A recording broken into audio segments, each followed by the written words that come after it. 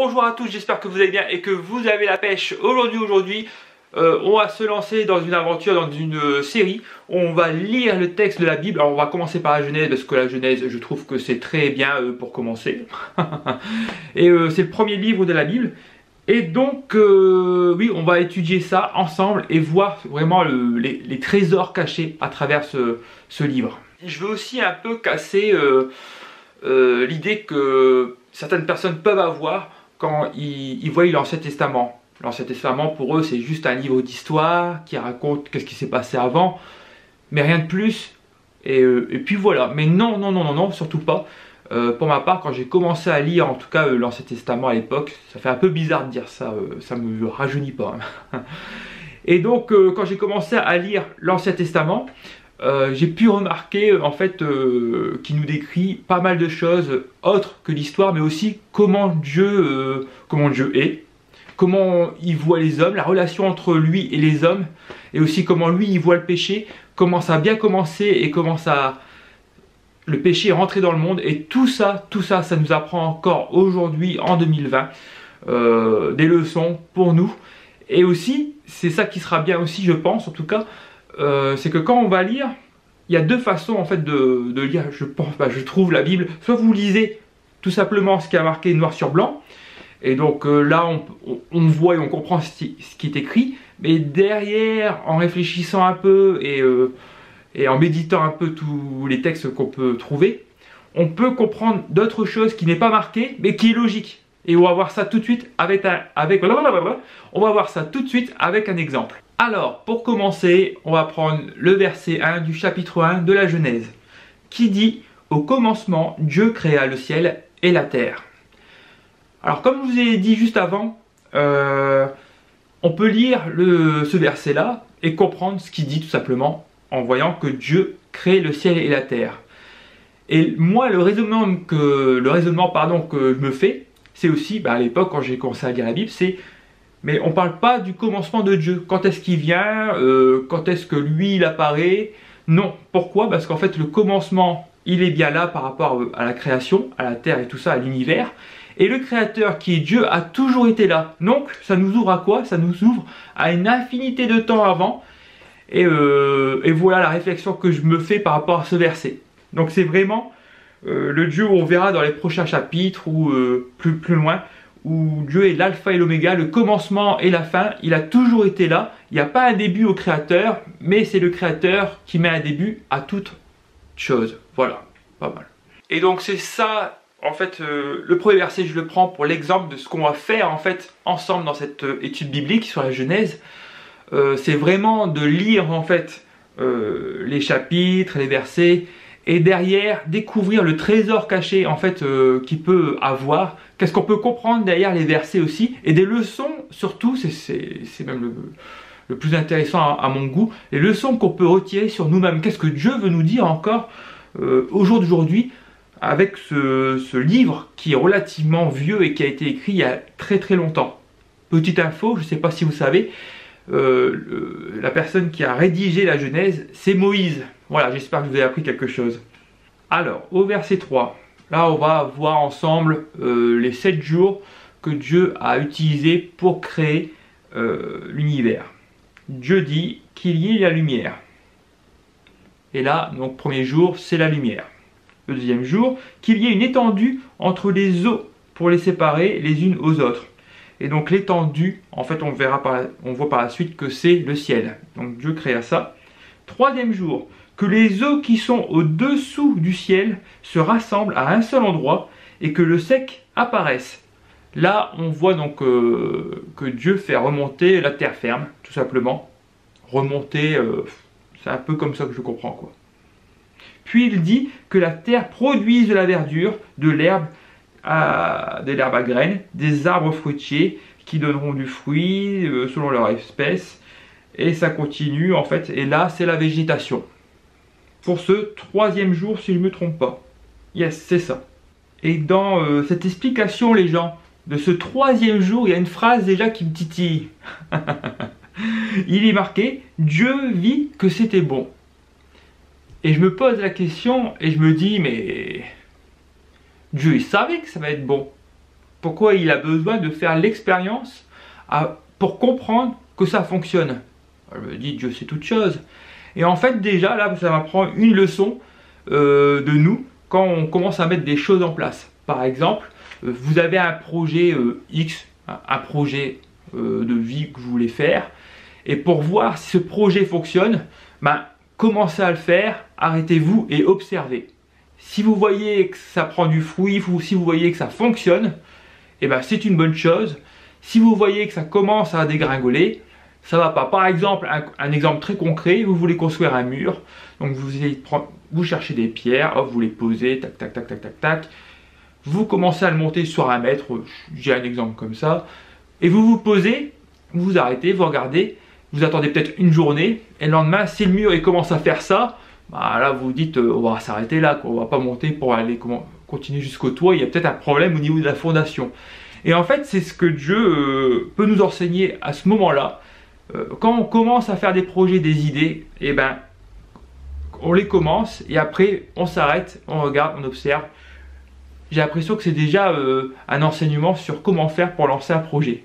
Le 4e jour, donc Dieu dit qu'il y ait des luminaires dans les étendues du ciel, pardon, pour séparer le jour et la nuit. Et la suite du verset dit aussi qu'en fait il crée même les étoiles. Et je trouve ça drôle parce qu'en fait au premier jour il crée la lumière. Et après au 4e jour seulement il commence à créer le soleil, les étoiles, la lune. Et tout ça pour différencier en fait le jour de la nuit. Et encore une fois, Dieu vit que c'était bon. Et donc il va continuer sur un 5e jour. Et ainsi de suite.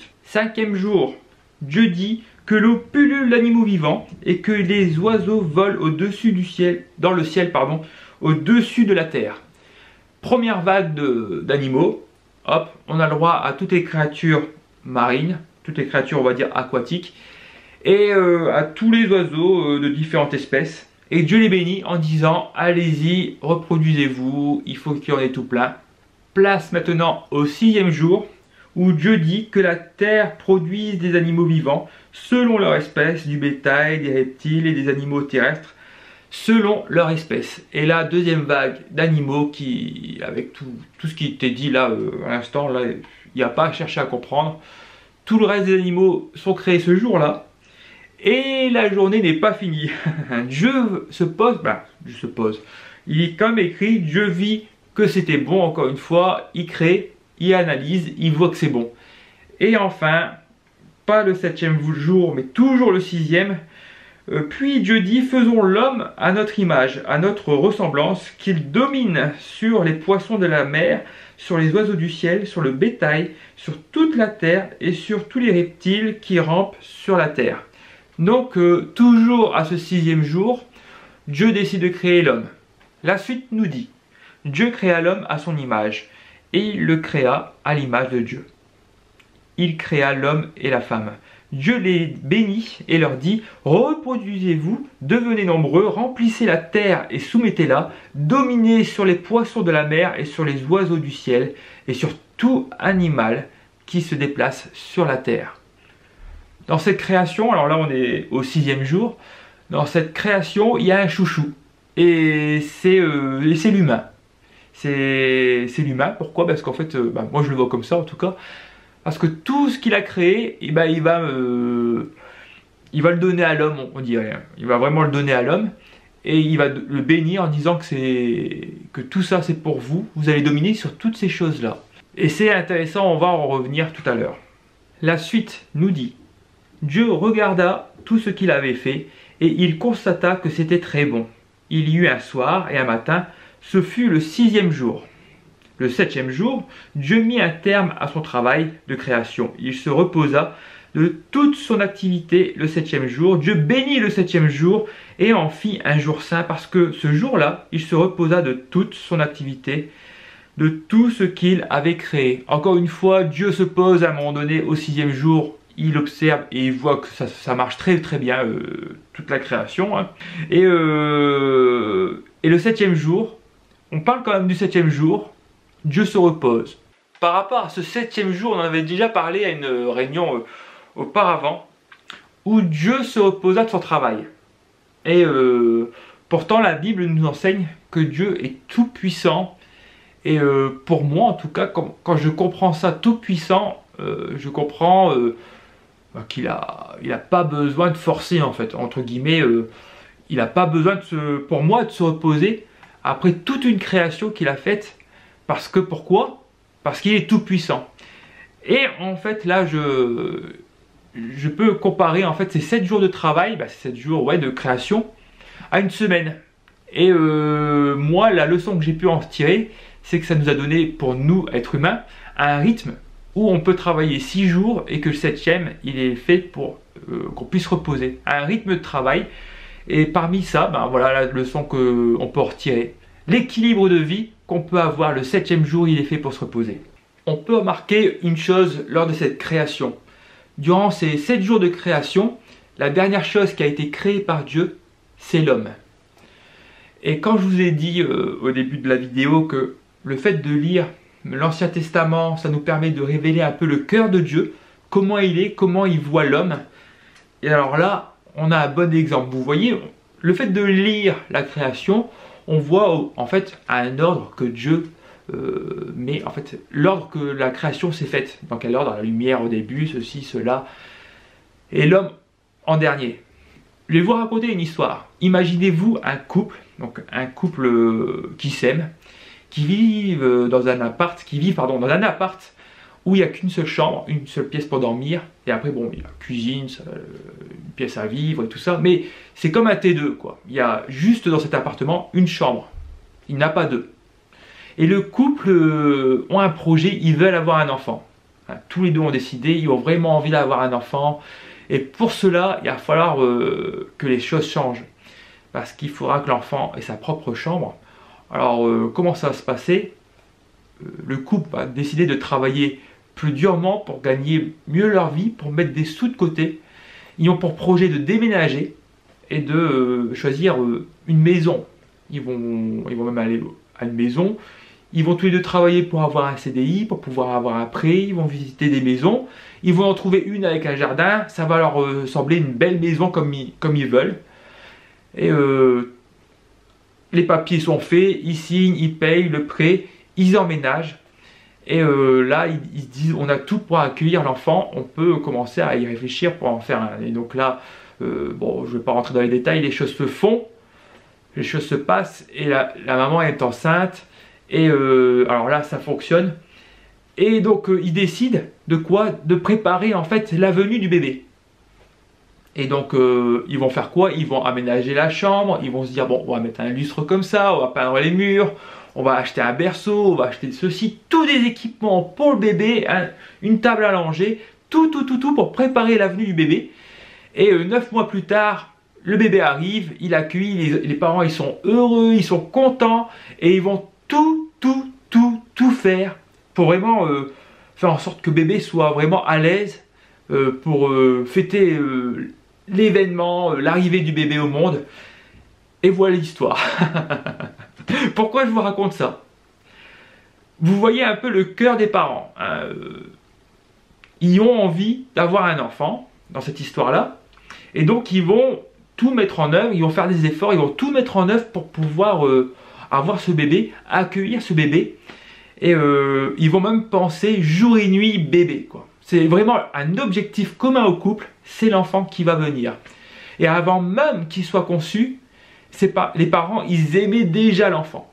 C'est rigolo, hein? Avant même qu'il soit conçu, les parents aimaient déjà l'enfant. Ils étaient prêts à faire des sacrifices, à travailler plus, à obtenir, à atteindre leur objectif, quoi. Et mettre de sous de côté, ceci, cela, avant même qu'il soit conçu. Il l'aimait déjà avant même.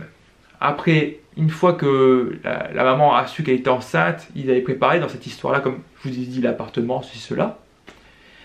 L'enfant n'était pas encore né, qui était déjà aimé par ses parents. Et là, en fait, on voit un amour maternel, un amour paternel. Et Dieu, c'est la même chose. Il avait pour idée, je crois que avant même la création, il a eu pour idée de créer l'homme à son image. C'est rigolo même de voir ça, à son image. Parce qu'un bébé, quand il naît, eh ben, il y a les traits de son père, il y a les traits de sa mère. Et c'est un bébé fait à l'image des parents. hein, il y aura une couleur de cheveux. Si les deux parents sont blonds, il y a de fortes chances que le bébé soit blond, ainsi de suite. Bon, je ne vais pas vous citer tous les gènes qu'il peut avoir, mais vous voyez qu'en fait, Dieu a un amour paternel, comme un père qui prépare tout à l'arrivée du bébé. Il prépare tout, et là, la création, alors ça c'est, là je vous parle dans l'histoire, que c'est un couple qui prépare leur maison, la chambre pour le bébé et tout ça, mais au niveau de Dieu, là c'est l'univers entier. Il crée une infinité de choses, des choses qu'on a découvertes et des choses qu'on n'a pas encore découvertes encore aujourd'hui, et tout ça, on voit, en fait tout est créé, une planète et tout, pour l'homme. Et pour arriver à cette étape-là, il prépare tout pour l'homme. Et c'est l'image que j'ai retrouvée, et c'est vraiment fort.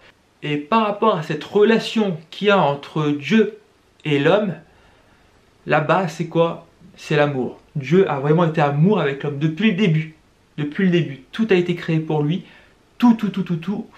La nature, quand on la voit, elle est complexe, quoi. Je veux dire, il y a plein de choses qui existent avec l'infiniment grand, l'infiniment petit. On fait encore des recherches scientifiques sur toutes ces choses, tellement que c'est incroyable.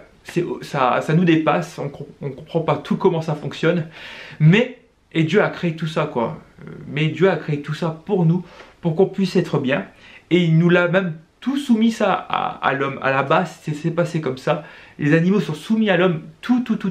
L'homme est le chouchou. Et vraiment l'image que j'ai pu retirer, voilà, je trouve que Dieu et la création, comment il a créé les choses et comment il a créé l'homme au 6e jour, ça me fait penser vraiment à un couple, comme dans l'exemple, où tout est mis en œuvre pour que la dernière chose qui doit arriver, c'est bébé. Alors j'espère que cette première partie de l'étude de la Genèse vous a plu. J'espère que vous avez appris des choses. En tout cas, c'est prometteur pour voir la suite, parce qu'il y a plein de choses à voir, à lire, à découvrir. On se dit en tout cas à la prochaine pour un prochain épisode de la Genèse. On se dit rendez-vous tous les samedis en tout cas pour les différents programmes à 18 h. N'hésitez pas, venez nombreux et on se dit à la prochaine. Salut!